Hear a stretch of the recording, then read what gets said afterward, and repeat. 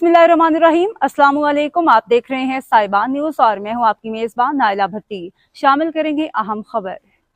सानिहा गुल प्लाजा में शहीद होने वाले उस्मान को आज हजारों नमाखों ने सपुर्द खाक कर दिया। फिजा सोगवार थी, दिल गम से बोझल और हर आंख अश्कबार थी।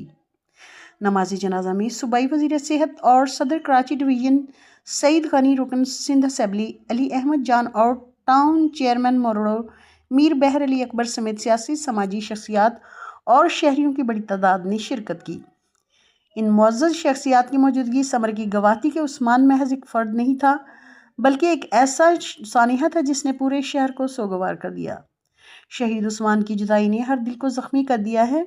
दुआ है कि अल्लाह ताला शहीद उस्मान को जन्नतुल फिरदौस में आला मकाम अता फरमाए और लवाहिकीन को ये नाकाबिले तलाफ़ी सदमा बर्दाश्त करने की तौफीक और सब्र जमील अता फरमाए। आमीन सुम्मा आमीन।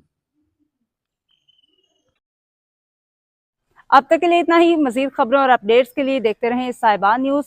हमारे चैनल को लाइक करें, सब्सक्राइब करें और शेयर करें। जुड़े रहें हमारे साथ और देखते रहें साहिबान न्यूज़।